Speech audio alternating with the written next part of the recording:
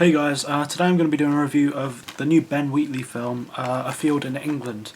Now this is the fourth film by the British director Ben Wheatley, who previously has done Down Terrace, Kill List and Sightseers, probably Sightseers being the most recognisable of those three, especially towards general members of the public, but I myself am a massive fan of Wheatley's work.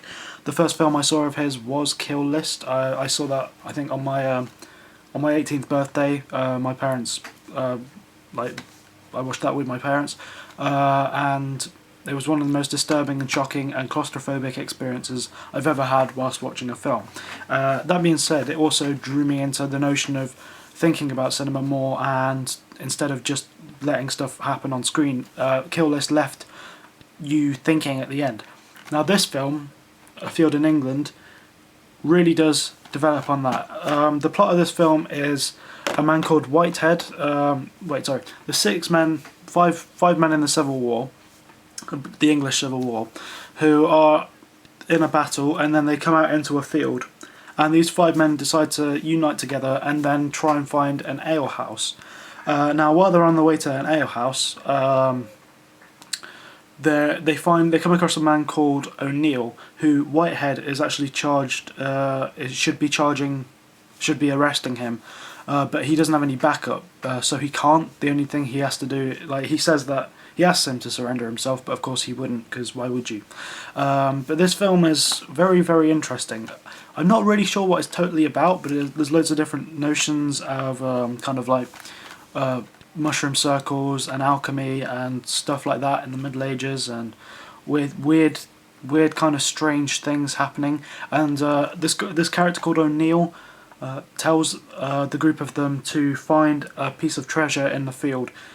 Now the way that he finds the place to dig is very, very strange, and something really weird happens to Whitehead's character, but I'm not going to tell you what it is because I don't want to spoil it. I will do a spoiler section at the end for what I think happens and my favourite parts of the film, obviously.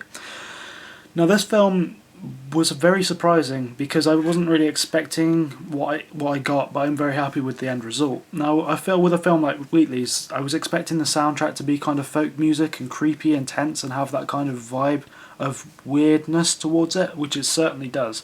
But then towards halfway through the film, like halfway and onwards, the film kind of goes to another level of weird and strange, and you start to wonder what's happening. Is this reality? Is this not reality? Are these people dead? Are they in purgatory? Are they all just high from all the mushrooms they've eaten? And yeah, the mushrooms are a key part of this film. As it says on the box, take a trip to into the past. So they're all on like a mushroom trip, but that's just an easy way of getting out of deciding for yourself what the plot's actually about and what happens within the film. Now the acting in the film is actually very, very good. The Whitehead is played by Reece Shearsmith, I think that's how you pronounce his name. Yes, who I believe was on the League of Gentlemen. But he is a very, very, very, very good actor in this film. He's very believable, and he plays his role superbly. There's a couple of scenes in this film where his face is just brilliantly portraying what he would be feeling, especially the scene where he gets told to find the treasure. I'm not going to tell you any more because I don't want to spoil it. Michael Smiley is in this film. Of course, Smiley worked with Ben Wheatley before on Kill List, which is an amazing film, and he's a really good actor. You'll also probably recognise him from Luther. He's in Luther, and he's also in Utopia, the TV series, but he was only in one episode of that, and then he died. But yeah, this film is absolutely amazing. The soundtrack is incredibly haunting, and it's all done in black and white. The whole film is in black and white, which could be regarded as really pretentious, but in this film it doesn't feel like it is. And with Wheatley's work, it doesn't feel at all like he's trying to be pretentious in anything he does. Everything he does is like very well constructed, and like with like art films and art house films, you can tell more people are being pretentious and just saying, oh well, I don't really know what to do, so I'm just going to do this stuff and people will like it because it's weird and strange and odd. With this stuff, it's really strange and odd, but it still works within the subtext of the piece, because like it talks about Christianity. There's a lot of references to God and like believing, praying to God, consuming the devil, becoming evil, burial, stuff like that, like resurrection. All these kind of things are melded into the storyline, even though they're not. They are brought up like a lot, but they're not brought up as key points. So they're kind of always there as like a little subtle undertones as to what you're meant to be thinking about whilst watching the film. There is actually quite a lot of humour in this film. When I watched it for the first time, I watched it with my mum. I actually watched it on Channel 4, Film 4, sorry. When I first watched it, I wasn't expecting it to be funny. I mean, Kill List had like dark humour within it, but Sightseers was actually meant to be a comedy film, and it was a comedy film, and it was funny. But with this film, I wasn't expecting it to be funny, but there are some kind of dark humour, kind of little hints and stuff in there, which I really enjoyed, and I think they're quite funny. Like I said, yeah, I watched this on Film 4. This film was the first film ever to be released in the cinema, on DVD and Blu-ray, on video on demand, and on TV on Film 4 simultaneously. So on, I think it was last Friday or last Thursday, this film was released in cinemas and it was on TV on Film 4. Now, I was very interested in this because I liked Ben Wheatley and I really like his work. But I completely forgot about this film. And just checking through the channels, I saw it was on, and I was really surprised. And when I realised that they were like launching all of these things together, I became really excited because this is really interesting. Like, this film is an incredibly low budget film. It's only £300,000 cost wise. It's not a big budget Hollywood film, and it's really really well made, and it's an incredible film. But it's an independent film, and it's also very strange as well. And I think this kind of film works well with the medium that it was put out at. Like, I liked that it was put out across all these things. I mean, obviously the best thing to do would be to watch this in the cinema, because I think some of the scenes in this film in the cinema would be absolutely incredible. A lot, like, very, very, very stunningly brilliant and beautiful. Some of the shots in this film are absolutely gorgeous, and I really did like the camera work and cinematography, and some of the slow motion shots and the way scenes are orchestrated, especially with the tableau kind of things when the people at the start of the scenes are kind of stood still. Anyway, going back into my point, when I realised it was on Film 4, I instantly just wanted to watch it. Like, I was sure I was going to watch it on Film 4. And that's what I did. And I watched it on Film 4, and they played it without adverts as well, which was really, really nice of them. Really nice of them. But it was really good that it was played without adverts as well, because it didn't break the tension or anything. I was just sat there watching a brand new film on my TV for free. But it's really interesting, because I think this model can actually work for Hollywood, because... Well, not for Hollywood, but for more independent films like this, because I saw the film on Film 4 and instantly just ordered the copy on Blu-ray because I liked it so much. So if they produce films that are good, that I can instantly buy and instantly watch brand new, then I'm very happy to do that. I mean, I bought that for 15 quid as soon as I'd watched the film, just because I could. Not just because I could, sorry, because I really enjoyed the film, and because I could do that. You know, I like Wheatley's work. The only film I don't own of his is Sightseers, which I will be buying soon. But Kill List is possibly still my favourite film. Okay, so I talked about the camera angles of this film, and there's a couple of... The film has a lot of scenes of weirdness and weird things happening with tableaus, and like people standing still, acting out the scene before the scene is played, that kind of thing, and it really works within this film. The whole kind of art style of this film really works when that happens, and again, it doesn't feel pretentious. It feels really interesting, quite new. I know tableau is quite old, but it feels refreshing to see that on screen. There's also notions of there's a scene where the main character consumes these mushrooms, and I'm going to leave it to the spoiler section to how it's done, but it's one of the most stunningly amazing sequences I've seen in a very, very long time in film. It reminded me heavily of the end of 2001: A Space Odyssey. The last act in that, it reminded me a lot of that, but I think this is a lot more original. If that makes sense. It's very, very well done, and the way that Wheatley edits it together is absolutely beautiful. I can't really explain it, but there's without spoiling it, so I'm gonna do that like in a bit. So yeah, that's my review of A Field in England, Ben Wheatley's 4th film to date. Incredible film. I'd highly, highly, highly recommend you watch this, but please be in the mood to watch it, because it is a bit like an arty film. It isn't like a mainstream Hollywood blockbuster. You will have to think about this film, and it's not completely clear in what you have to think about, but it is all there in subtext. So yeah, that's my review of A Field in England. I'm going to give this film a 9 out of 10. I really, really enjoyed this. The film is very well directed, very well acted. The story's interesting, and the subtextual levels of information and what you're meant to be thinking about, and the delivery of the lines and the shots and everything make this film what it is, and it is very, very, very good.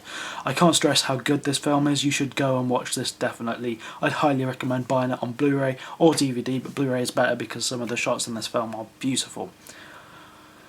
Okay, this is the spoiler section where I'm going to talk about my favourite scenes and shots and things in the film.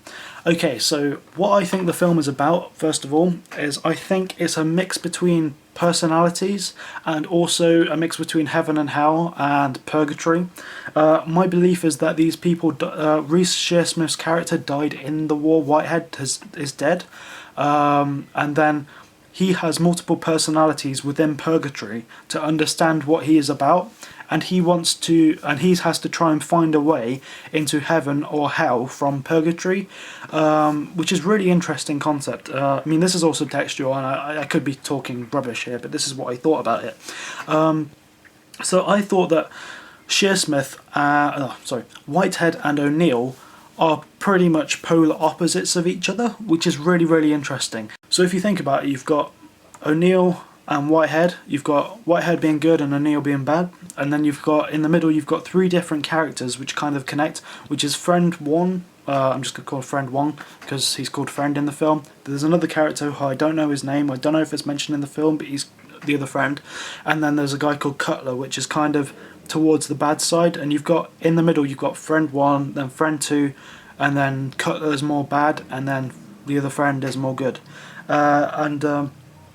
I think that throughout the film you realise what these personalities and aspects of this guy is within all these people, and the fact that during the editing towards the end, and especially the trippy sequence, when there's loads of dual images of the same face just being the same thing, like moving across, and he's running away from a rope even though he's attached to himself, and there's lots of different shots of him mirroring Whitehead and O'Neill mirroring each other in the same shot, like close-ups of their face with each other's outfits on, stuff like that, and then the flickery effect with like each shot, and you have to like understand what's happening with each shot and make your brain work more, and it's really, really interesting way of doing it.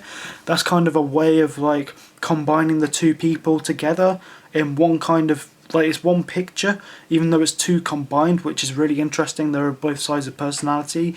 We've got themes of resurrection. Friend comes back to life. That's really interesting, especially as the main character is like continuously praying throughout the entire film. His loyalty to God remains pure, except towards the end of the film, where the lines of the film consume the evil, consume the devil.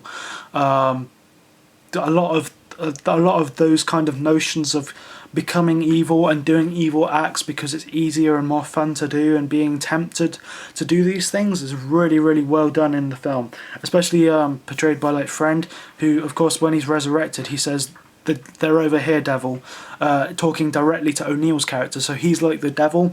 So you can either hear his character's the bad side, and of course Whitehead is the good side and he's worshipping God. Towards the end of the film, Whitehead then worships the devil and says, like in his trip, he mumbles words like consume the devil, which is kind of pointing towards the fact that he is becoming more like O'Neill than he should be himself, and it's really interesting. He's more like his character in the film is less dominant. He's less powerful. He'll follow orders. I forgot what the word is. I can't really think about it at the minute. But he kind of just lets people walk over him. However, O'Neill's character is a lot more powerful, a lot more in power. He's more dominating. He can take control of things, which is what happens. So like the devil kind of controls O'Neill because he's not strong enough to be good. Well, he is good, but not strong enough to remain completely loyal to God, which is really interesting. Of course, my favourite shot of the film is possibly the shot of O'Neill, where as he's pointing a gun, you see the camera go down his entire face, like from holding the gun, you see it go down close up all the way down his arm towards the gun, and it's really, really well done, beautifully shot. The editing in the film, like I said, is brilliant, and the parallel like flickering, things like that. There was a warning in front at the start of the film: if you have epilepsy, don't watch it, because that film, the one scene in the film just flickers like lights in front of your face. It's really, really beautifully stunning. So yeah, that's my kind of thoughts about the film, that they're kind of the same people, even though they're not, and they're in purgatory. They're going through the bush, when they go through the bush, they're in another realm, kind of almost thing. And right at the end, when they go through the realm, Whitehead's in O'Neill's clothing, so has he become evil? Has he been consumed by evil and now is evil?